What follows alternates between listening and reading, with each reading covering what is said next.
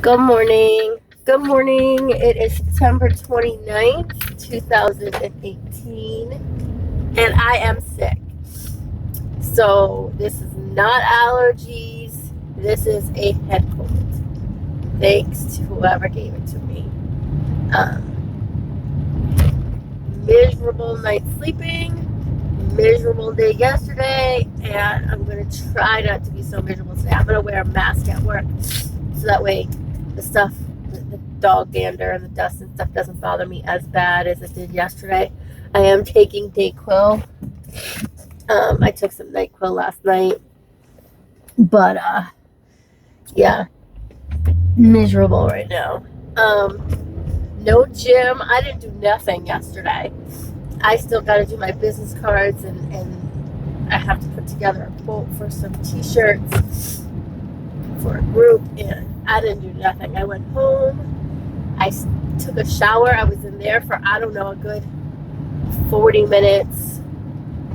And then I cooked dinner, which I really didn't want to, but I had to because I have to eat. And then I went to bed.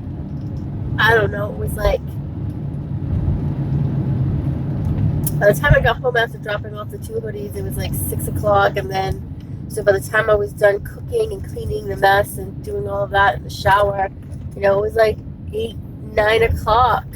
I went to bed. I'm too tired. No, I can't. No. And as you can tell,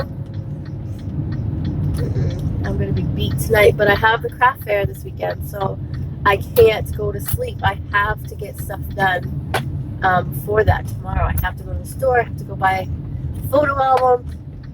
I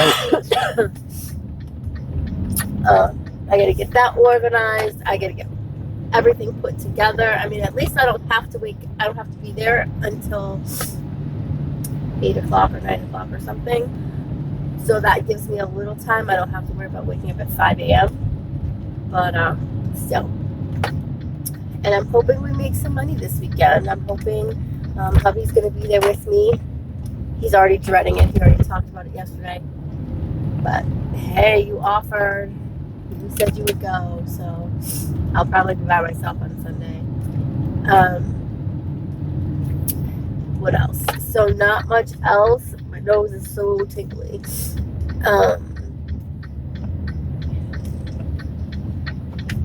Okay, so I've talked about this topic a little bit, and I want to touch on it I want to discuss it actually, about sexual assault and all of that stuff. So, most recently, Bill Cosby was convicted of sexual assault, and he's actually considered a sexual predator, which means he has to register as a sex offender for the rest of his life, and he has to go to counseling for the rest of his life.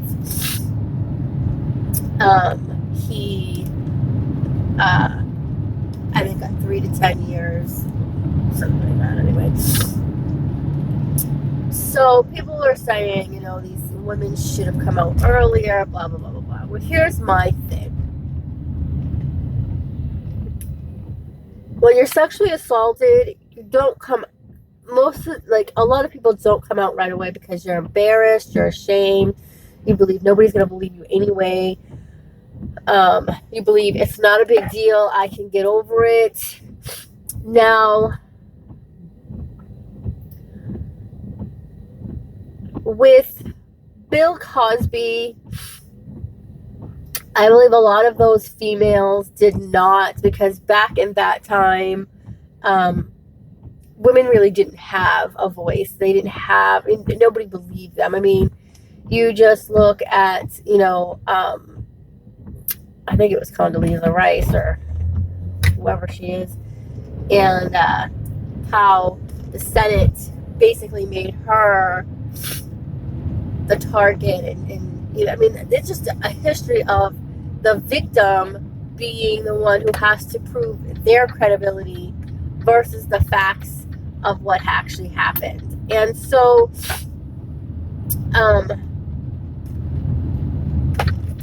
I know from personal experiences that claims of sexual abuse usually are not taken seriously. And what I mean by that is because it's usually just an intimate thing between two people, it's his word against hers and her word against his. And what I mean by that is it's her word. She has to prove her word. He doesn't have to prove his innocence. She has to prove not only that this act took place, but she then also has to show that she's a credible person, that she's not making it up. Which I understand why, but I don't understand why. So, because in America, and I'm going to use this as a scenario, if Walmart alleges that you stole something from their store, they're going to call the police and they're going to say, and will say me, that I go to Walmart and Walmart says I stole something. They've noticed that I've been going into the store and I've been acting funny and I stole something from the store. Walmart now has the right to survey me, take surveillance of me, and protect their property. Even if they've never seen me actually put anything in my pockets or put anything in my purse or walk out the store without paying for it, they have the right to do this. So what will happen is their people will now start to question me. So then what will happen is the police will get involved and the police will start, questioning cashiers and other security people and all of that to check to see if I actually did commit a crime. And all the while allowing me to continue doing my whatever I do during the process of going shopping or whatever to see if they can catch me in the crime. If they feel, based on the evidence that they have, that I have committed a crime, they will provide me with a summons. Even without solid evidence, they still will provide me with a summons. So, in a sexual case, it doesn't necessarily happen that way. So the victim will come up and the victim will say, this and this happened. The police will go to the accused and question them. Now, if the accused says no, then the victim then has to come up with evidence that this is in fact true. And it's kind of hard to do that. And so this is why a lot of people don't come forth.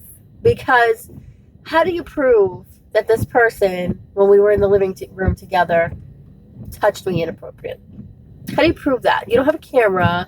You don't have any of that stuff. And even sometimes, in some cases, where there is video footage of this actually happening, it's still questioned. Did she want it? Was she allowing it?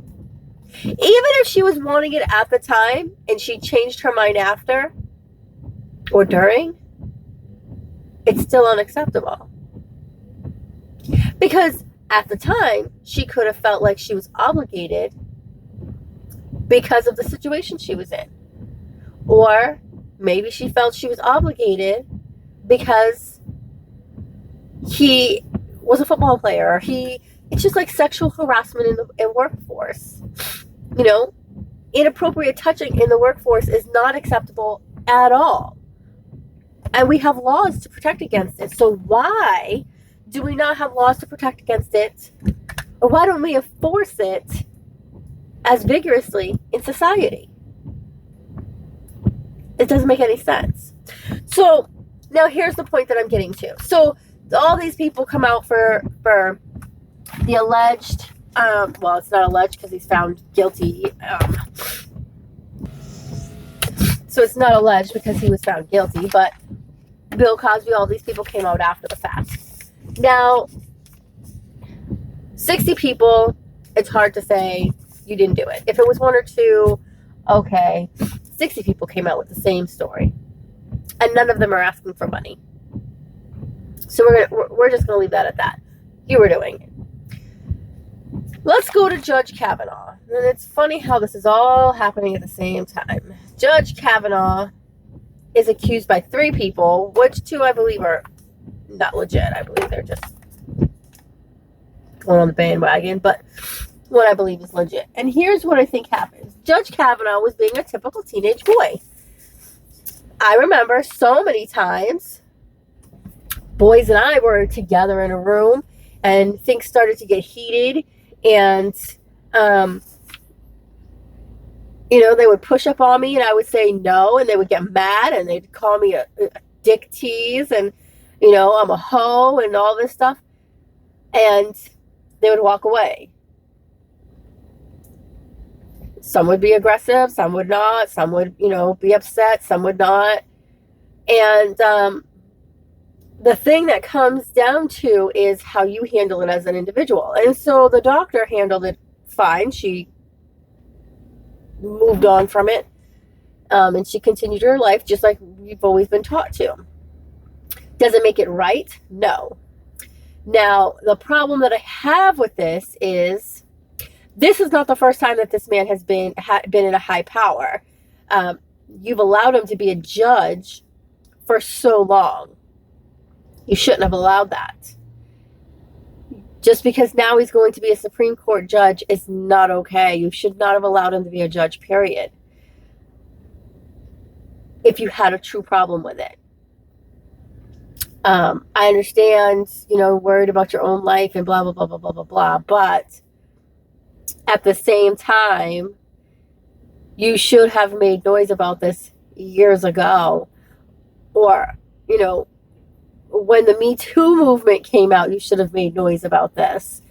Not when he was nominated for judge to the Supreme Court. But whatever, you did it. Great, thanks. I'm glad you did it. I hope it's cathartic.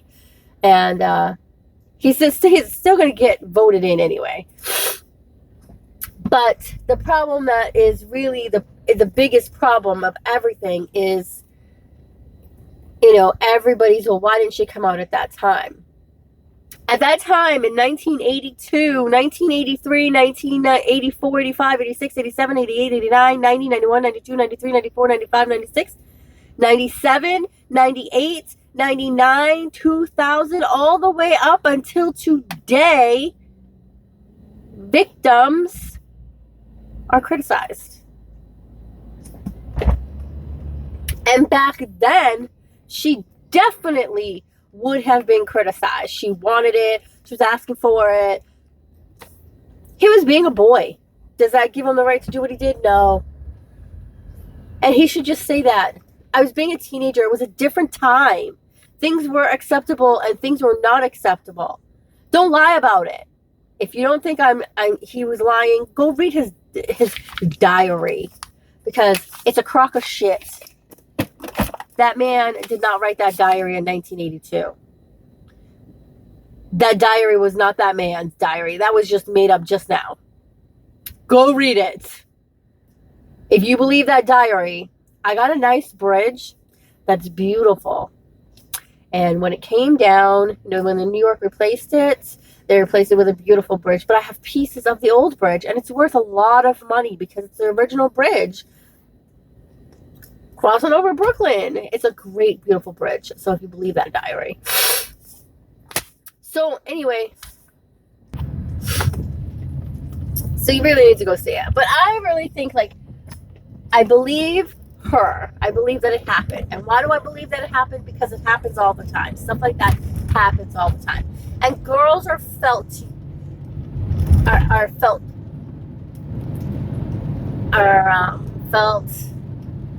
helpless. Like they can't do anything. There is no recourse.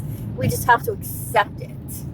We have to accept that this is what's happening, and boys will be boys. That's basically. But it was a different time back then than it is now. If that were to happen to a little girl now, and she says something, it would not be as acceptable. She would be labeled as a whiner, as a complainer, blah, blah, blah, blah, blah. But it's still a little bit more acceptable to tell when a boy does stuff like that to you. Back then, it was not.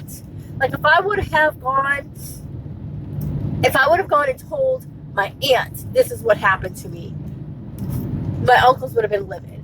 But for them to go tell the police were like, boys will be boys.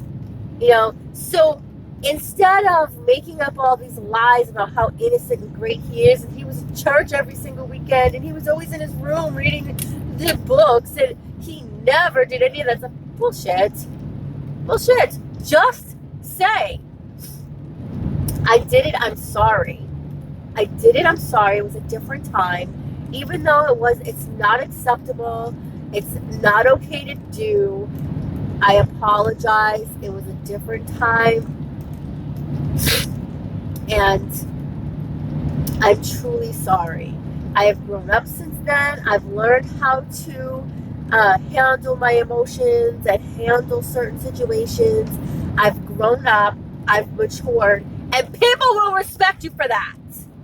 People will respect you for that. It's the bullshit that you're feeding to people that outrage us because you think we're fucking stupid to believe the bullshit you're spewing. Be honest. I did it. Yes, I'm sorry. Now I know better. I'm not the same person. Yes, I was drinking every day. I was a kid.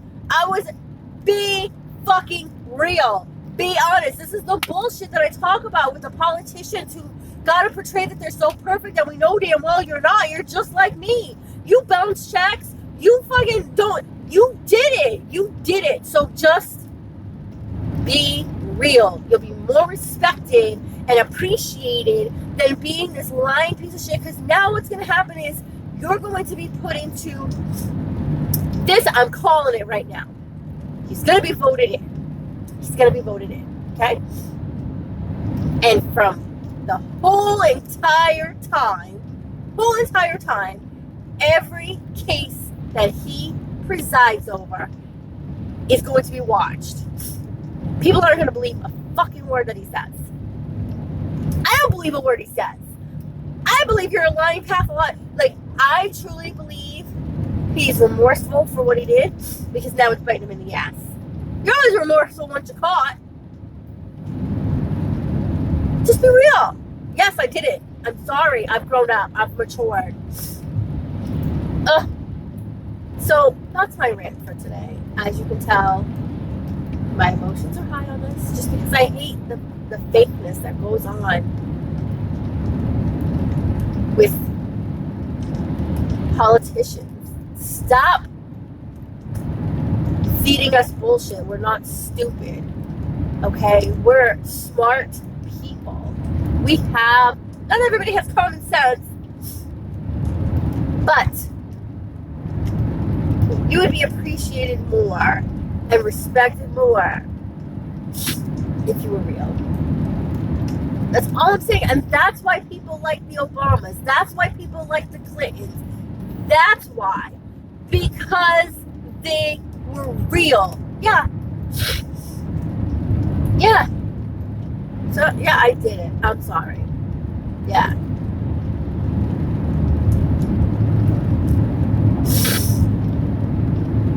Anyway. I don't know. So, that is that. Today's plan, the best investment you can make is an investment in you, and you're investing in you today. Today, I'm not investing in me. I'm investing in my business, and I'm going to go work this 8-hour shift, and then I'm going to go home, and I'm going to, I got to go pick up a hoodie and make a hoodie. I'm going to go pick up a hoodie,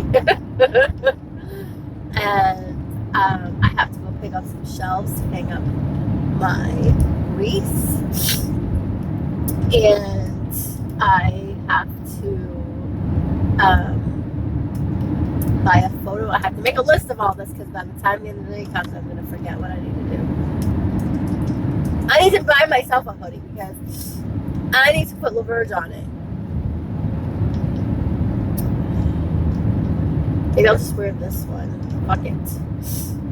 I have to print pictures of the hoodies that I've made so I can put them in the photo album so people can see. Maybe I'll bring Danielle's t-shirt and advertise it. I need a damn mannequin. Okay, enough thinking. So, I'm investing in the business. What are you investing in you today? My nose is killing me. So you guys have a great day, and I will probably not talk to you tomorrow or Sunday because it's going to be crazy. So I'll probably check in with you on Monday on the way to work. So you guys have a great weekend, and I will see you Monday.